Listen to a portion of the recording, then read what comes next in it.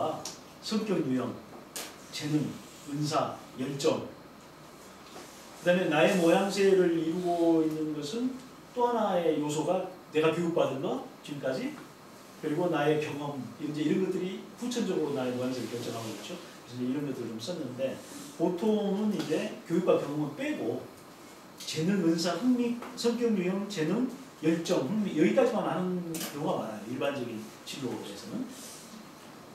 근데 이게 이제 검사할 수 있는 테스트가 있죠. 성격 유형은 테스트, 뭐 여러 가지가 있지만 MBTI 하면 제일 좋을 것 같아요. 제 생각에. 그 다음에 재능은 다중지능 검사 있죠. 그 다음에 은사는 은사 테스트를 할 수 있겠죠. 그 다음에 열정이나 흥미는 스트롱 검사가 있어요. 홀랜드 검사 이런 게 있어요. 그러면은 그런 검사들을 요즘에는 거의 그냥 할 수 있어요. 인터넷에 가면. 워크넷에 가도 다 있고요. 다 있어요. 그러면은 거기에서 이제 나의 모양새를 조사를 해서 MBTI는 뭐 내가 이제 뭐 ENFJ라든지 뭐 INTS라든지 여러 가지가 있잖아요. 그런 것들을 내가 이제 적는 거예요. 자기 모양새. 그 다음에 다중지능은 세 가지까지를 이제 순위를 정해서 좀 할 수, 재능을, 자기가 가지고 있는 재능을 적을 수 있죠. 은사도 마찬가지로 그렇게 할 수 있고, 그 다음에 흥미도 마찬가지예요. 흥미 분야를 세 가지 정도를 할 수가 있어요. 그러면 이제 그런 테스트들은 전부 다 관련 직업들이라든지 어디 뭐가 맞는지가 다 있어요. 나와 있어요. 통계적으로. 그러니까 그것들을 여기다 쓰는 거예요. 자기가 해보는 거. 여기다 한번 써보는 거예요. 그러나 우리는 이거가 참고 자료예요. 이거가 결정적인 건 아닌 거예요. 아, 내가 이런 모양새를 가지고 있고 이런 모양새는 이런 직업들이 맞는구나. MBTI도 어떤 유형이 나오면 거기에 관련된 직업 유형은 굉장히 많아요. 꽤 돼요. 그게. 그러니까 그걸 이제 보고 자기가 이렇게 입력을 시키는 거죠. 말하자면. 아, 내가 이런 유형을 가지고 있고 이런 직업들에 맞는구나. 그런 정도 참고하고 넘어가는 거예요. 넘어가고. 네, 네. 은사 테스트가 있는데 네. 제가 저희 반 애들에게 은사 테스트를 하려고 자료를 찾았는데 네. 보면 뭐 귀신을 쫓는다, 병을 그러니까 애들한테 좀 들으면 무서워할 게 많은 것 같았어요. 그래서 아이들에게 못했거든요. 이런 적절한 경계 있으면 애들 수준에 있는지. 그게 내가 생각할 때는 지금 시중에 나와 있는 은사 테스트가 몇 개가 있어요. 여러 가지가 있어요. 그런데 그게 가장 적정한 거라 내가 생각나는 게 있긴 있어요. 지금 너무 이제 은사에 있어서 약간 펜테코스탈한 순복음교회에서 하는 어떤 그런 쪽에 접근하는 그런 은사 테스트가 있고, 그 다음에 좀 그런 것을 약간 배제하면서 하는 은사 테스트가 있고 그래요. 그러니까 아이들한테는 배제하는 것이 조금 더 맞을 것 같아요. 예. 그런데 그 중에서도 이건 어른들을 위해서 이게 100몇 개가 돼요. 보면은 그 조사하는 게. 근데 아이들은 그렇게 많이 할 필요 없고, 내 생각에는 선생님이 그 테스트를 절반 정도로 줄이면 좋을 것 같아요. 문항을 줄일 수 있거든요. 그래서 나름대로 만드는 거죠. 아이들이 맞게. 있으면 참 좋을 것 같아요. 이렇게 좀 안내가 돼서. 그리고 MBTI도 저희 반에서 했는데 기존 이제 학교에 있는 거 선생님 주신 거 했는데 정확성이 떨어지는 거예요. 그래서 이거 간사님이 그거 따라가실 때가 너무 반가웠거든요. 정확성, 전문성, 그게 학부모님하고 같이 가기 때문에 아이들 너무 중요한 것 같아요. 테스트는 이제 워낙 지금 뭐 많이 있고, 그 다음에 어떤 회사에서는 아예 이런 테스트를 해주는 데가 있어요. 하고 분석해 주는 데가 있어요. 테스트를 다 해주고, 내가 알고 있는 분도 그 일을 하고 계시는데, 그 회사에서 트레이닝을 받고 어느 학교에서 요청을 하면 그 학교로 파견이 나요. 그래서 거기에 다 테스트를 해주고 그다음에 또 뭐 그래프 같은 것도 있고 막 이래요. 그래서 분석해주고 딱 종합해가지고 뭔가 다 얘기해주는 데가 있어. 근데 우리는 그거 뭐 맡길 필요가 없이 선생님들이 좀 이해하고 하면 좋을 것 같고 또 한 가지 우리가 이해해야 될 것은 이 테스트가 전부가 아니라는 거예요. 모양새를 읽어내는 데 있어서 모양새를 읽어내는 4가지 방법이 있어요. 그 중에 하나가 테스트예요. 하나는 자기 성찰이에요. 그러니까 자기가 자기 자신을 돌아보면서 자기가 자기 거를 이렇게 해보는 거가 있어요. 그거는 이제 주로 고학년들 정도 맞겠죠. 다 질문 형식으로 되죠. 이것도 자기를 돌아보면서 자기의 어떤 유형을 내가 외향적인지 내향적인지 아니면 내가 뭐 책상형인지 아니면 현장형인지 뭐 이런 것들을 자기를 생각하며 하는 거예요. 그 다음에 두 번째가 타입 관찰이에요. 자기를 잘 아는 사람이 부모님도 괜찮고 어렸을 때는 조금 커가면 친구들이 또 같은 반이라든지 이렇게 다른 사람이 이렇게 관찰해서 할 수 있는 게 있어요. 세 번째가 테스트예요. 이런 테스트지를 통해서 할 수 있는 거예요. 검사를 통해서. 네 번째가 현장에 가서 직접 한번 부딪혀보는 거예요. 근데 현장에 가서 직접 부딪혀보는 거는 내가 생각할 때는 자기 성찰이나 타인 관찰 테스트 이 검사지를 통해서 어느 정도 이렇게 윤곽이 드러난 뒤에 거기에서 이제 실제로 좁혀졌을 때 한번 현장 가서 이렇게 해보는 거. 자기가 어떤 것에 정말 재능이 있고 뭐 흥미가 있고 이런 것들을 현장에 가서 한번 이제 해보는 경우가 있죠. 이게 다 균형을 좀 이루면 좋아요. 어떤 사람들은 너무나 검사지도에 절대 매이는 사람들이 있어. 절대적인 거로.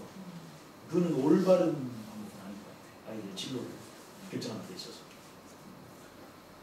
좋은 참고자료다. 이 정도. 네.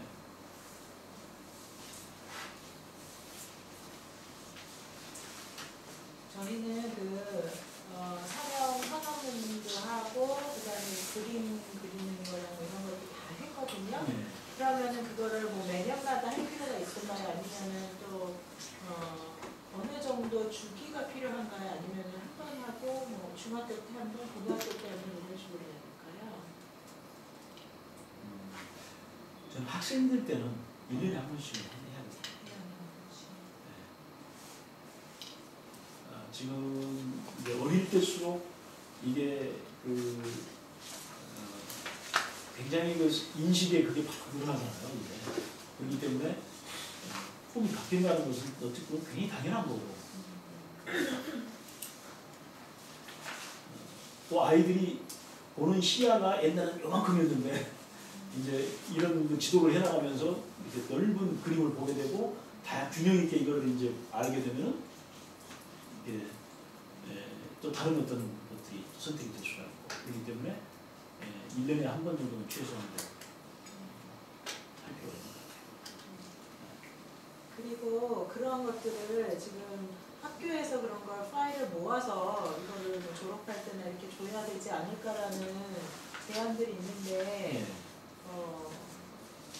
그거를 모아서 학교에서 이렇게 모아서 주는 게 좋은가? 저는 1년 끝나면 다 줬거든요. 네. 그런데 그 보관도 참 힘들고 그다음에 연속성을 볼 수가 없잖아요. 작년에 네. 어떻게 그려졌고 네. 어떻게 변했는지에 대해서 예. 그런 거를 보면 학교에서 이렇게 파일을 한 학생을 파일을 둬서 뭐 6년, 6년, 12년, 12년 이렇게 주는 게 좋을까요? 아니면 집에 가지라고 뭐 부모님들이 보관하게끔 하는 게 좋을까요? 내 생각에는 그래요. 그걸 학교가 갖고 있는 게 좋을 것 같아요. 학교가 갖고 있는 게 좋고 그거를 컴퓨터에 개인별로 그 진로에 관계되는 자료들을 축적시켜 놓으면 좋겠어요. 개인별로. 그래서 그 아이의 모양새에서 계속 그 변화되는 어떤 그것도 이렇게 볼 수 있도록 하고 그 다음에 포트폴리오 있잖아요. 그러니까 그래서 아이들이 독서하고 감상문 쓰고 그다음에 또 체험하고 나서 그다음에 체험 같은 소감문 쓰고 또 사진이라든지 이런 것들 그다음에 또 멘토와의 인터뷰하는 그런 것들 그다음에 인턴십 현장에 가서 체험하고 뭐 한 것이 있으면 그런 어떤 또 결과 어떤 보고서 이런 것들을 스캔을 해도 좋고 아니면 아예 그것들을 컴퓨터로 치달라고 이렇게 해서 그런 것들을 쭉 아이들에게 관리를 이 포트폴리오 그걸 좀 이렇게 해놓으면은 아이들한테는 굉장히 중요한 자료가 되고 이게 그 대학교에 입학할 때도 나는 상당히 유익한 것이 되지 않겠나 하는 그런 생각을 하는데 이제 그렇게 하려면은 그것을 만들 수 있는 어느 정도의 컴퓨터에 그런 걸 좀 만들어 가야 되죠. 우리 저 제이 선생님한테 조금 특별 보너스를 주면서 좀 만들게 한다든지 이렇게 해서 그렇게 하면 좀 좋겠다는 생각이 들어요. 그리고 그렇게 하면은 또 이렇게 쉽게 못 떠나요. 자료를 주신다. 계속 그런 이력을 관리해주고 계속 또 부모들을 이렇게 그걸 통해 상담하고 또 이렇게 하면은 아이들의 그게 다 있잖아요. 이 손 안에 있는데 어디를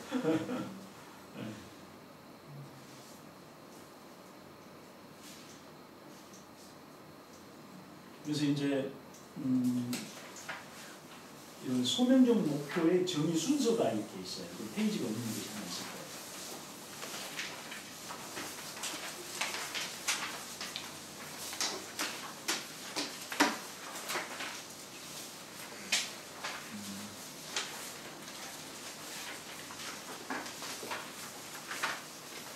있죠? 찾으셨죠? 한 장짜리. 소명적 목표의 정의 순서.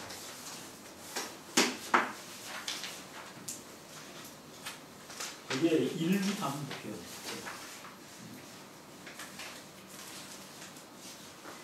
지금까지 탐색한 심새 모양새의 정보를 종합해서 여기다 이제 정리를 했잖아요. 이렇게 정리했다는 걸 정리를 하고 이거를 한번 쭉 제가 이렇게 좀 보면서 자기에 대해서 다시 한번 이렇게 되새김할 수 있는 그렇죠. 그 다음에는 이제 이 모든 정보들을 하나님께 다 이제 맡기는 거예요. 그래서 하나님께 이것을 묻고 또 하나님의 인도하심을 받으려고 할 때 하나님과 관계가 중요하잖아요.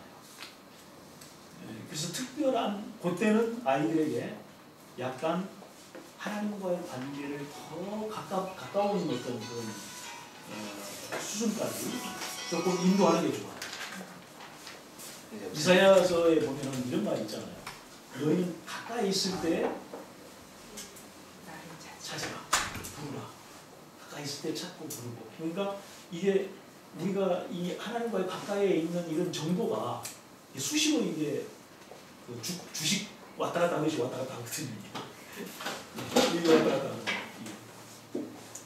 그래서 이 영성 지수가 가장 좋은 상태로 하나님께 가장 가까이에 있는 수준에서 하나님의 음성과 인도하심을 들을 수 있도록 그렇게 우리가 인도할 필요가 있다는 거죠. 그런 어떤 환경과 그런 그걸 만들어 줄 필요가 있다는 거죠. 그리고 나서는 3번에 보면은 그러니까 그렇게 하면 이제 먼저 회개와 기도를 통해서 그렇죠?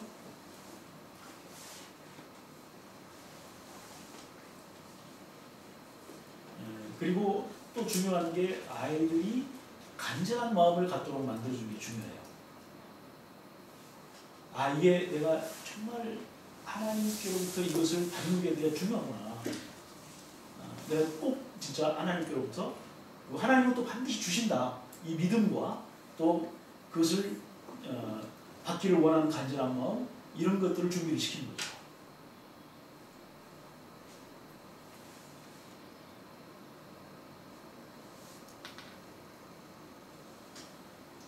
그리고 이제 이걸 모든 것들을 하나님께 다 양도를 하는 거죠.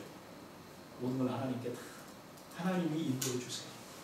나는 이러한 내 모양새를 가지고 있고 그리고 하나님 이러한 어떤 그 가능성을 가지고 있는데 하나님 내가 어떤 역할을 하고 이 땅에서 어떤 일자리를 갖는 것이 하나님의 뜻인지, 내가 어떤 자리에서 일할 때 하나님 가장 많은 열매를 맺을 수 있습니까?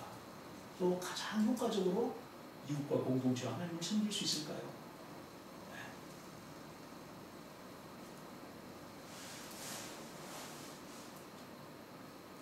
하나님이 내 마음의 소원과 열정과 이런 것들을 인도해 주세요.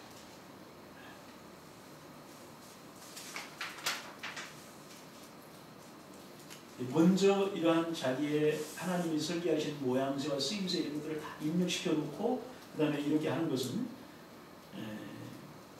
하나님의 부르심은 하나님의 설계를 거스르지 않거든요. 하나님이 설계하신 모양새, 나의 모양새 이런 걸 절대로 거슬러서 하시지 않거든요. 그렇기 때문에 이제 그런 부분들을 충분히 드리고 그 다음에 하는 거죠. 그 다음에는 이제 이 소명 명사 리스트, 아까 전에 명사고 동사 리스트 있었죠? 거기에서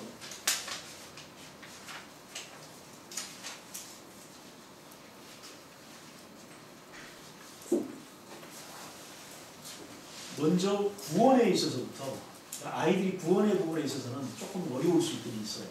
왜냐하면 아이들이 지금 교회 사역을 한다고 하는 게 조금 이제 그건 좀 나이가 들어서 이제 교회 사역을 하는 그런 것이 되기 때문에 조금 그런 것이 될 수도 있지만, 그러나 아이들이 한번 생각을 해보게끔 하는 것은 의미가 있는 것 같아요.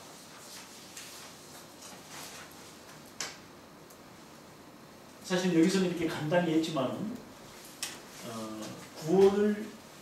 영혼 구원을 위해서 어떤 일들이 필요한가요? 이런 것들을 다 이제 이 과정 속에서 배웁니다. 구체적으로 이제 전도하고 또 교제하고 또 양육하고 이런 것들이 다 교회의 어떤 그 교회를 통해서 구원하는 그런 데 있어서 필요하다는 것을 좀 성경을 통해서 그런 걸 배우게 됩니다. 그러면 전도는 또 이제 또 나누어지지요. 좀 더 제2기능에 보면은 좀 자세하게 좀 나누어지고, 그 다음에 교제 역시 또 여러 가지 좀 세분화되는 그런 역할들로 나누어집니다. 양육도 마찬가지로 나누어집니다.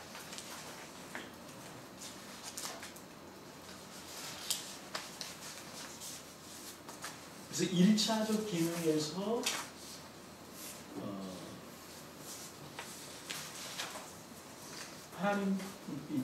하나님께서 주신 지상 사명은 제자 삼으라는 거잖아요. 지금. 근데 제자 삼기 위해서 뭐가 필요한지, 어떤 역할들이 필요한지 그런 것이 나올 수가 있고, 이렇게 점점 이제 좁혀 들어가는 겁니다. 이렇게 해서 2차적 기능에서 아니면은 2차적 기능까지 그러니까 못 가는 아이들도 있어요. 보면 어떤 경우에는 세분화를 시키기가 힘든 애들이 있어요. 그러면 그 아이들은 억지로 갈 필요가 없어요.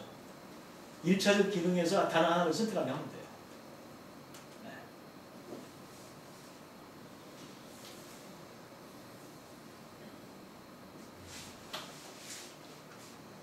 네. 제자 삼는다는 이 하나님의 일을 하기 위해서는 이 일을 교회 공동체를 통해서 하잖아요. 그렇기 때문에 교회 공동체를 유지하고 건강하게 세우는 그런 것들도 굉장히 중요한 사역이거든요. 제 말 이해하시겠습니까? 교회 공동체를 유지하고 건강하게 세우기 위해서 필요한 여러 가지 역할들이 있어요. 사회에도 마찬가지예요. 그거는. 사회에서도 실제로는 어떤 서로의 필요를 섬길 수 있는 부가가치를 창출하는 거예요. 이게 이제 어떤 번영의 실질적인 일인데, 이 일을 잘 해내기 위해서는 사회 공동체를 통해서 그 일을 하기 때문에 사회 공동체가 건강해야 돼요. 잘 이게 유지가 되고 건강해야 돼요. 그러면은 이 사회 공동체를 유지시키고 건강하게 세우기 위한 여러 가지 중요한 기능들이 있는 거예요. 역할들이 있는 거예요. 예를 들어서 법이라고 하는 것은 그렇잖아요. 사회 공동체를 건강하게 만들기 위해서 법이 존재하는 거잖아요. 그러니까 법에 관련해 가지고 생긴 직업들이 얼마나 많아요. 이게 국회의원도 많은 그런 직업이죠. 그다음에 법관이라든지 또 이 경찰, 그다음에 또 뭐 여러 가지 이 법에 관련돼서 그 법을 만들고 지키고 집행하고 뭐 이런 것들을 위해서 여러 가지 굉장히 많은 직업들이 있는 거죠. 또 공동체가 건강하기 위해서는 소통이 잘 돼야 되잖아요. 그러니까 언론이나 방송이나 이런 것들이 이 소통을 공동체가 건강하게 하기 위해서 필요한 것들이거든요.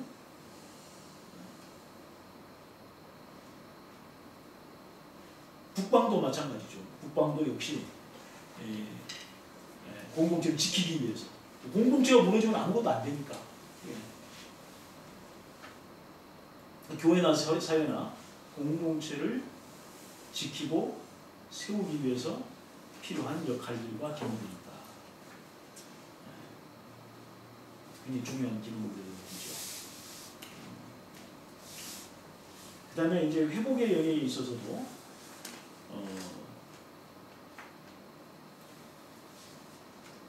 일차적에서 이제 이건 이제 기도를 다 하고 나서 지금 이제 사실은 이 단계를 들어가는 겁니다. 지금 내가 지금 그거 다 빼고 이제 그냥 이렇게 이야기를 하고 있지만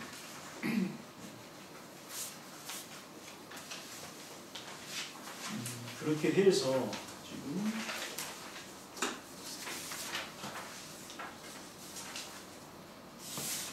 66페이지를 한번 보세요.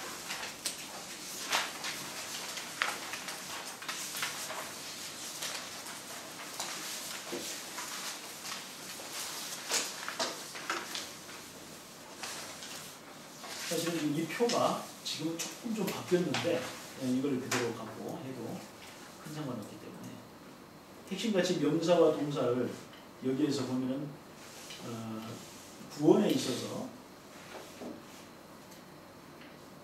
하나님께서 내 마음을 인도하시고 그 다음에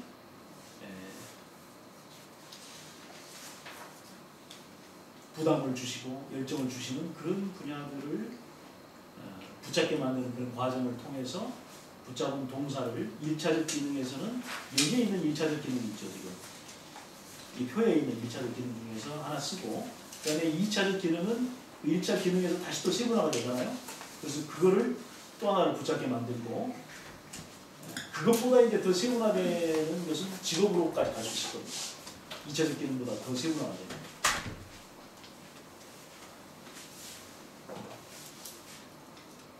그래서 구원에 있어서 한 개만 있으면 한 개를 쓰고 아니면 조금 긴가민가 이것도 긴 것 같기도 하고 저것 같기도 하고 하면은 그 두 개를 쓰라는 이야기죠. 두 개를 놔둔 것은.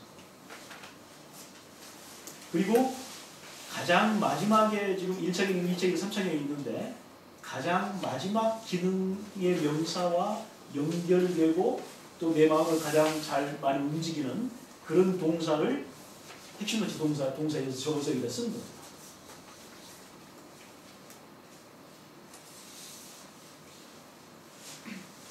회복도 마찬가지고 번영도 마찬가지예요. 그러면은 구원 영역에 있어서 회복 영역에 있어서 번영 영역에 있어서 각각의 자기의 어떤 소명적 목표가 간단한 명사와 동사의 결합으로 나올 수가 있어요. 일반적으로 명사는 자기의 자기의 관심과 흥미를 보여줘요. 자기가 어디에 열정이 있고 어디에 관심이 있느냐 하는 그걸 보여주고 뒤에 동사는 나의 재능을 보여줘요. 그 명사와 동사가 결합되면은 나의 어떤 관심과 흥미 그 다음에 재능을 같이 보여주는 하나의 자기 목표가 나올 수가 있는 거죠.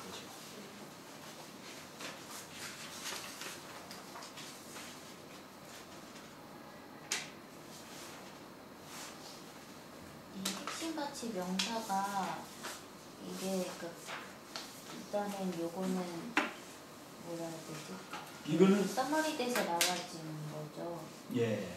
사실 제가 재작년에 5학년 아이들을 데리고 이것까지 진도를 나갔어서 같이 해본 적이 있어요. 예. 근데 물론 직업을 여러 가지 소개를 했지만 아이들이 이걸 봐도 뭔지를 모르는 거예요. 보니까 고르자고 했을 때도 고르지 못하는 그런 것들이 있었거든요. 그러니까 이렇게 어떻게 해야 되냐면 이게 이 표를 갖고 다 똑같이 하면 안 되고 학년에 따라서 이걸 더 이렇게 단순화시키거나 카테고리를 묶거나 이거를 저기 할 필요가 있어요. 그 지금의 FOC 교재가 그런 학년에 맞춰서 초등학교 수준에 맞춰서 이런 명사들이 이번에 그렇게 했어요. 이번에 만든 건 굉장히 단순화시켰어요. 그러니까 저학년은 아예 명사 동사를 따로 나오지 않고 명사 동사를 연결시킨 걸 아예 이렇게 나열을 했어요.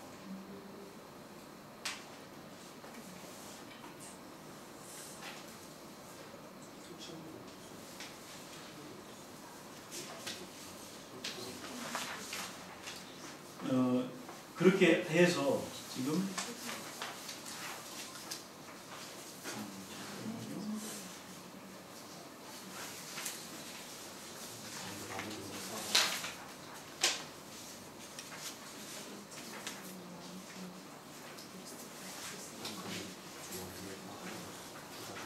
예, 65페이지나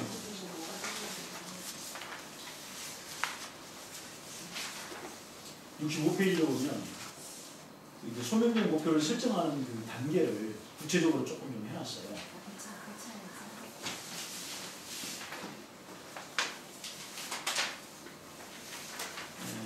그 도표, 소명적 목표의 적용 도표를 보고 그리고 1차 기능, 2차 기능 이렇게 그 줌업에 들어가는 이제 그런 것을 하는데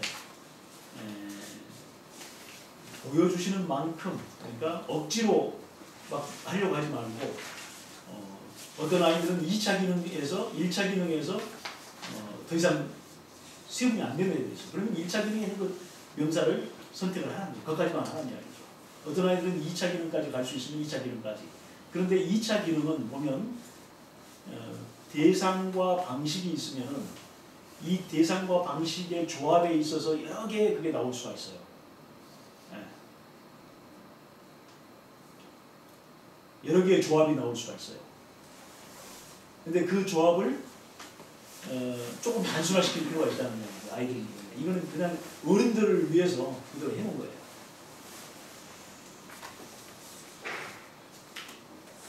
아이들이 예. 핵심 가치 명사나 핵심 가치 동사가 있잖아요. 예.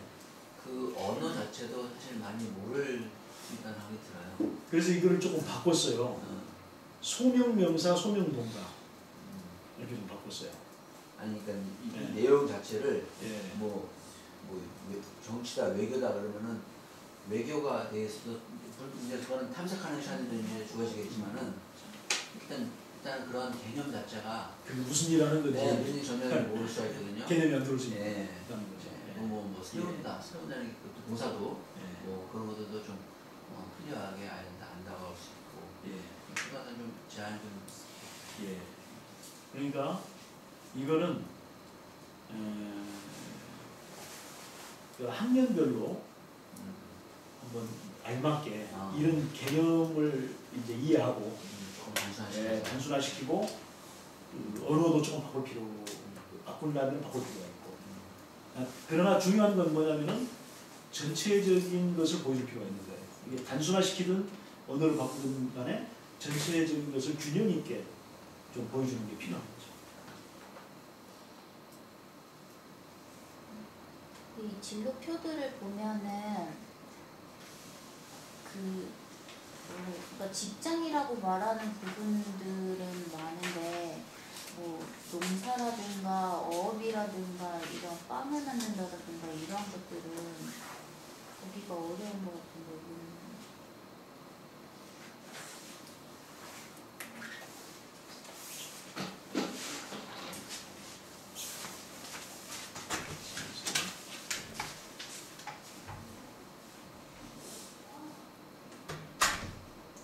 이거는 이제 어떻게 보면은 좀 기능적인 역할적인 어떤 기능적인 것에 좀 초점을 맞추고 나눈 분류라고 말할 수가 있어요. 그 이제 어업이나 그 부분은 요 다음에 조금 세분할 때 좀 더 들어갈 수가 있을 것 같아요.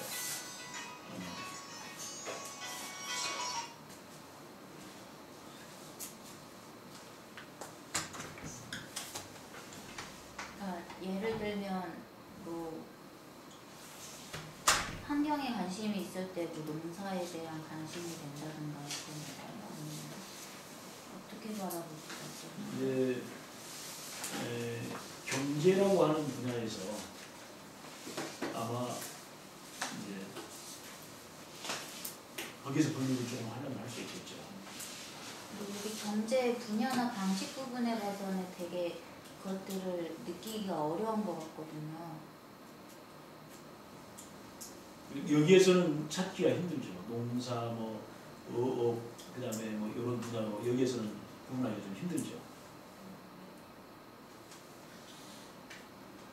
그러니까 그것은 이 다음 단계에서, 그러니까 2차적 기능이 아니라 3차적 기능에서 그걸 선택하라는 그런 의미로 좀 받아들여야 될 것 같아요.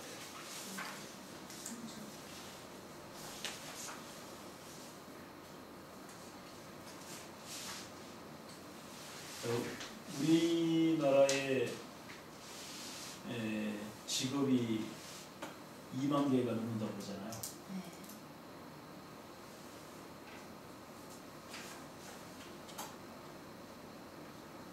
그것을 이제 아이들에게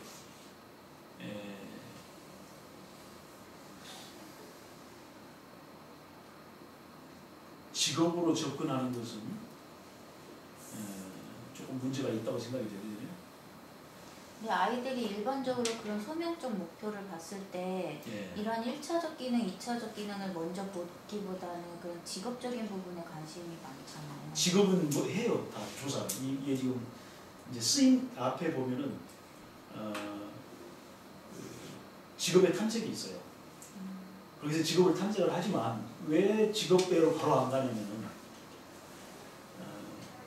아이들이 자기의 모양새를 탐색해서 직업으로 바로 연결시키게 되면은 이게 어떤 그 소명적인 그걸 못 가르치게 돼요, 애들이. 그러니까 이 표에서 보면은 이 표에 있는 것을 붙잡았을 때, 아, 내가 하는 역할이 하나님의 목적에 어떤 위치에서 어떤 역할을 담당하고 있구나 하는 것이 이 그림 속에서 보여지거든요.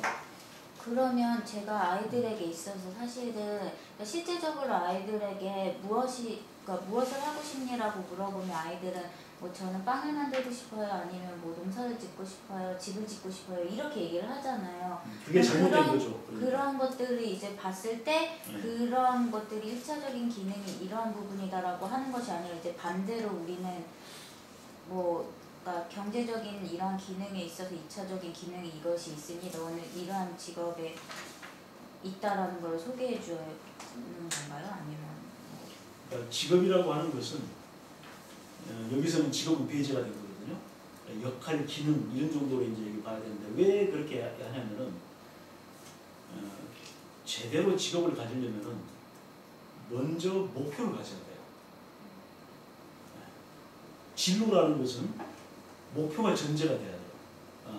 지금 사회에서 하는 진로가 제일 문제가 되는 게 뭐냐면 그냥 자기 모양새 탐색해서 직업으로 바로 가버려요. 그러니까 순서가 그렇게 되면 안 된다는 거죠. 먼저 자기의 어떤 목표, 직업을 꿈의 수준에서 잡으면 안 돼요. 그게. 그래서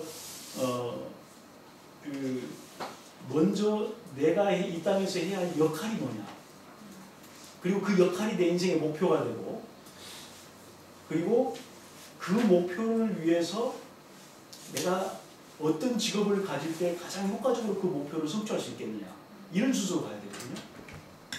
우리가 상식적으로 생각할 때 아이들이 목표가 없이 달려갈 수가 있어요? 안 되잖아요. 목표가 있어야 달려가야 되잖아. 그러니까 진로라는 것은 반드시 목표가 먼저 전제가 돼야 되는 거예요. 그런데 지금 바로 직업으로 가버리면은 그 목표라고 하는 그 부분이 빠져버리는 거예요. 그러니까 제가 이제 아이들의 그런 관심적인 부분에서 봤을 때 가장 먼저 무엇을 하고 싶냐라고 물어봤을 때 그런 빵을 만들고 싶다거나 아니면 어린이집 교사가 되고 싶다라는 얘기를 하면 왜 어린이집 교사가 되고 싶어? 그러면 이제 아이들이 얘기하기로는 이제 아이들에게 사랑을 베풀어주고 싶다라고 얘기를 하거든요. 그것도 하나의 목표가 되는 거잖아요. 아이들에게 있어서 그게 이제 소명적인 목표가 되는 거잖아요. 물론 깊이 있는 것이 아니라 그냥 굉장히 간략하게 그 두 마디로 표현이 되어진 거지만, 그러니까 그런 데 있어서 이 핵심 가치를 봤을 때 아이들이 되게 의미가 와닿기 굉장히 어려울 것 같다는 생각이 들어요. 예, 그런 점인데 충분히 이해하거든요, 지금. 아이들은 보통 이제 보는 게 현실적으로 보는 건 직업하고 이렇게 연결이 되어 있기 때문에, 근데 그 직업을 본다고 해도 굉장히 제한적이죠. 아이들이 보는 직업이라고 하는 것은. 직업으로 바로 봤을 때 어떤 문제가 있냐면은 아이들이 알고 있는 직업이라고 하는 건 정말 지극히 제한되어 있는 것이죠. 근데 내가 뭐가 되고 싶다, 어떤 직업을 갖고 싶다, 이거는 굉장히 자꾸 왜곡될 수가 있다고 보죠. 그러니까 아이들이 그런 제한적인 것들밖에 가지고 있지 못하고 우리가 전해줄 수 있는 것도 제한이 되어져 있기 때문에 그 안에서 이것들을 이렇게 찾아가야 되는 건지 아니면 정말 여기서 얘기하는 1차적 기능을 저는 그러니까 어떻게 소개를 해줘야 될지를 모르겠어요. 그러니까 초등학교 선생님의 입장이에요. 초등학교 아이들에게 이거를 정말 제시를 한다고 했을 때, 그러니까 이런 실차적인 기능을 가졌을 때 아이들이 분명 이해가 되어지는 부분이 있는데 이 핵심 가치와 명사와 동사를 찾는 부분에 있어서 되게 더 어려울 것 같아요. 이거 1차적 기능을 보고 2차적 기능을 지금 이렇게 돼 있지가 않거든요. 지금 초등학교 때는 여기서 찾도록 돼 있지가 않아요. 그러니까 이전에 제가 했었던 거는 그러니까 그러한 순으로 되어 있었거든요. 그래서 되게 이번에 달라졌습니다. 그러면 직업을 바라보는 게 아니라 그러니까 일단 소명적인 거를 찾아야 되는 부분이니까 그러면 아이들에게 있어서 이렇게 무엇을 하고 싶니라고 했을 때 직업적인 부분보다는 더 나아가는 그런 소명적 목표에 대해서 받아야 되는 건가요?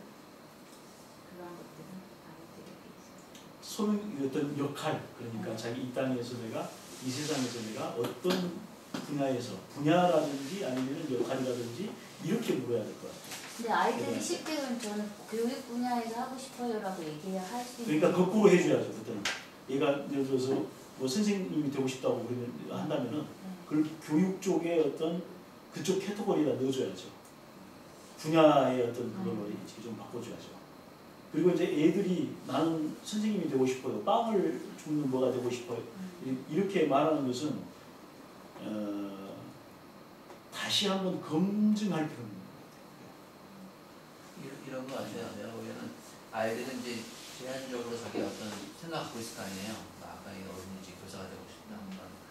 그러면 이제 그거는 하나의 시작인 것 같고, 처음에 이렇게 불시 교육을 하면서 너희 지금 현재로서 이렇게 하고 싶구나, 그들 인정해주고, 근데 이제 그러면서 이제 교육을 들어가면서 이제 더 많은 것들을 열어주는 거잖아요. 근데 여기 나와 있는 것들이 지금 아이들한테 다가가기에는 너무 어렵고. 그러니까 이게 시작이 되기는 어렵다. 이게 어려우니까 이제 목사님 말씀도 이제 그 새로운 교재 안에서는 좀 이렇게 단순화시키고 좀 쉽게 설명할 수 있는, 그거는 좀 우리도 해야 될 것 같아요. 어떤 부분에서는. 그래서 아이들이 조금 이렇게 이해할 수 있는 분야들을 보여주면서 소개해주면서 이런 것도 있고 저런 것도 있고 저런 것도 여러 가지가 있어. 그거를 보여주면서 여기서는 이런 일을 하고 여기서 이런 일을 하고 이제 그런 시간들이 좀 필요할 것 같아요. 그러면 아이들이 이런 것도 많이 있구나. 그래서 나는 교육에서 하고 싶어. 그래서 나는 어린이집 하고 싶어. 교사 되고 싶어. 그래. 그러면 그 어린이집 교사는 여기서 보니까 교육에 들어갈 수 있겠다. 교육의 아동의 뭐 현장이다. 이런 식으로 설명할 수가 있겠죠. 하나에. 근데 그것뿐만 아니라 다른 것들도 많이 있으니까 함께 뭐 이렇게 알아보자, 뭐 기도해보자, 이런 식으로는 접근할 수 있겠죠. 그래서 처음에 했을 때는 이런 고민이 있었지만은 1년이 지나가면서 바뀔 수도 있고 좀 더 구체화될 수도 있고 나는 그래도 내가 단순히 이런 어린이집 교사를 생각했는데 이게 하나님 나라에서 이런 큰 의미가 있네요 라고 새로운 어떤 네. 깨달음이 될 수도 있잖아요. 네. 그런 과정이 될 수 있는 거죠. 그러니까 아이들에게 받아들이는 데 있어서는 그런 순이 더 잘 맞는 것 같다는 근데 생각이 이제 내가 조금 우려하는 것은 아이들이 직업을 가지고 처음부터 뭐가 되고 싶다. 근데 그 아이들이 갖고 있는 어떤 시야가 굉장히 자기가 경험하고 자기가 보는 시야가 굉장히 한정되어 있을 수가 있거든요, 지금. 그런데 아이들이 그 가운데서 내가 예를 들어서 어떤 뭐가 되고 싶다. 이렇게 말하는 건 굉장히 왜곡시킬 수가 있다는 거죠. 근데 그러한 제한된 부분에서 이제 천천히 그거를 오픈이 하기 돼야 이전에 그러니까 그런 아이가 어떤 직업적인 것을 하기 이전에 우리가 전체적인 걸 좀 보여줄 필요가 있다는 거죠.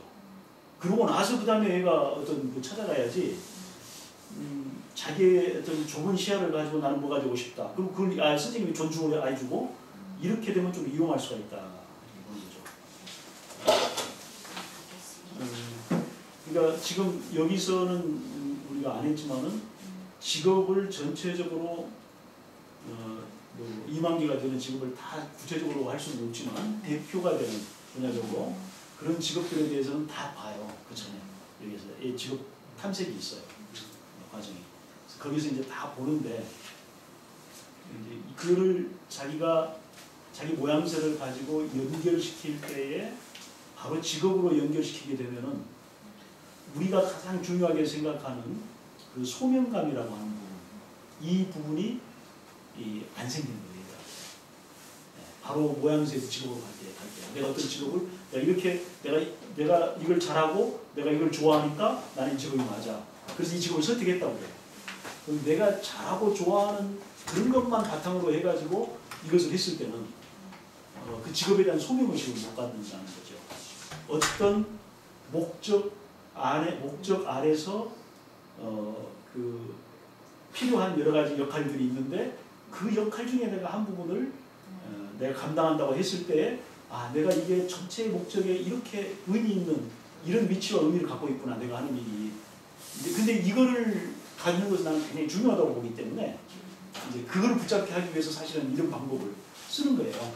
그럼 제가 이해되는 한으로는 아이들은 자신의 관심이나 흥미를 직업으로 바로 연결하지만 우리는 그런 것이 아니라 그러니까 그 소명적 목표에 따른 그 역할에 대해서 더 그러니까 그런 것들을 먼저 열어주고 그 제한을 열어주자라는 거죠. 저희 근데 성적표에 보면 진로 교육에서 아이들한테 이제 직업을 쓰라고 하고 직업을 장래 희망. 장래 희망을 하면 한 7개부터 쫙 나와요. 다양하게. 근데 그게 희망 직업까지 써요. 여기서도 써요. 장래 희망 직업을. 그런데 그 순서가 이제 다른 거예요. 제가 한번 좀 계속해서 아까 지금 소명적 목표의 정의 순서 있죠. 그 뒷부분 하면은 모든 끝날 것 같아요. 보니까 거기까지 이야기 할게요. 4번, 5번까지 했잖아요. 3, 5번, 6번까지 했다고 합시다. 핵심 가치라는 말이 어려울 것 같아서 그 다음에 소명명사 이런 말을 썼어요. 소명동사, 소명명사 이런 목적에서부터 구현되어 나온 거니까 소명명사, 소명명사. 그래서 소명동사와 소명명사와 동사를 연결하여 나의 소명적 목표를 정의한다. 한번 65페이지를 잠깐 한번 보실래요?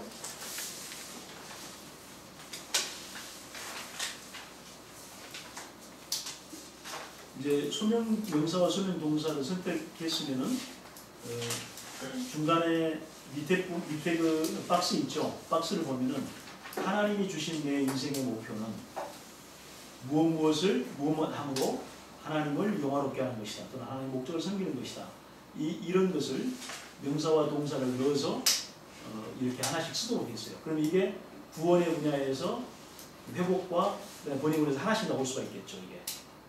이것도 이제 하나의 과정이에요. 이 세 개를 다 썼다고 해서 세 개를 다 하는 건 아니에요. 그러나 한 번씩 생각해보게 하는 거예요. 구원과 회복과 번영의 각 영역에서. 그거를 지금 어디에다 쓰냐면은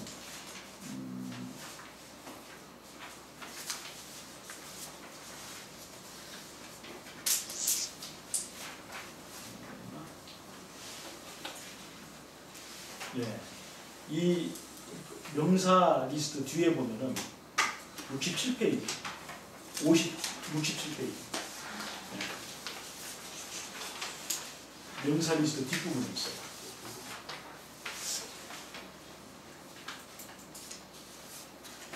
이렇게 돼 있어요. 어디 뒤에? 그러면 구원, 회복, 번영의 각 영역에 있어서 소명적 목표가 나올 수가 있겠죠. 쓸 수가 있겠죠. 문장으로. 그러면 그걸 쓰고 나서 이 세 가지 중에 내가 어떤 것을 직업으로 하고 어떤 것을 봉사로 할 건지 그것을 여기다 쓰는 거예요. 그러니까 예를 들어서 구원의 영역에 있어 이게 직업이 되는 사람도 있겠죠. 목사라든지 전도사라든지 선교사라든지 이런 될 수 있겠죠. 또 어떤 사람은 회복이 또 이 자기의 직업 영역이 될 수가 있어요. NGO 단체라든지 비전이라든지 이런 데 다니면서 이게 되겠죠. 어떤 사람은 이제 번영의 부분의 영역에 있어서 그게 직업이 되고 이게 제일 많겠죠. 그리고 회복이나 구원 이게 이제 봉사가 될 수가 있겠죠. 그래서 그거를 이제 여기다가 한번 좀 해보는 겁니다. 거기까지 하면은 이제 6번까지 이제 된 거예요. 소명적 목표의 적용 순서에서.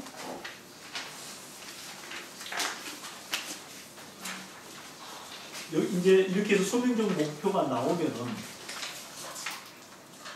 다시 모양새 쓰임새 프로파일로 가요.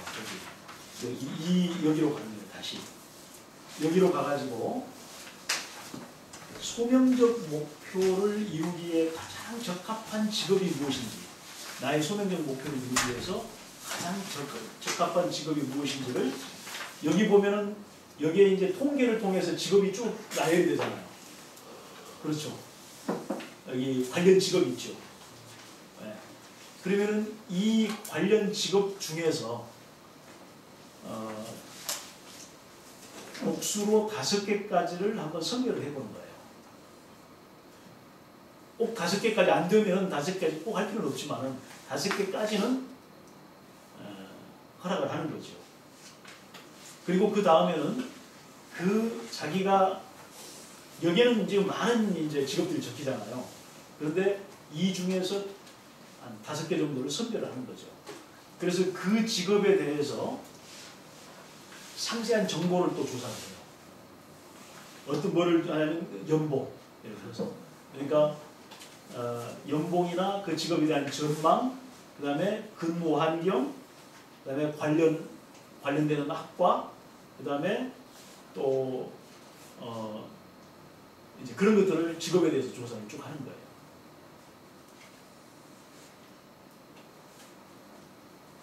그런데 이러한 모든 것들이 연봉, 전망, 근무 환경 이런 것들이 그 가중치가 있어요.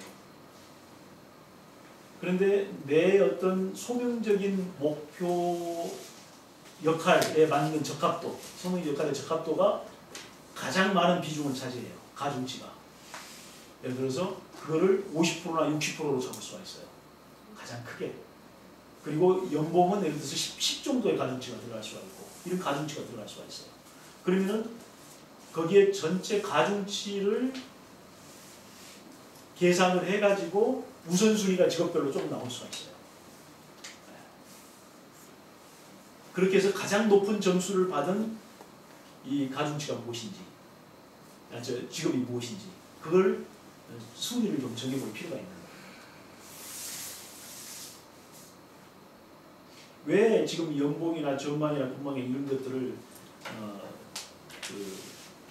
고려하는 변수로 넣냐면은 이런 것들을 100% 무시할 수는 없어요.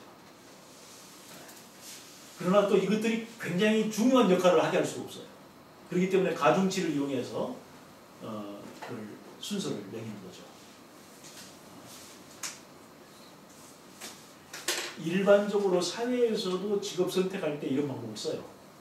그러나 거기에서는 내 어떤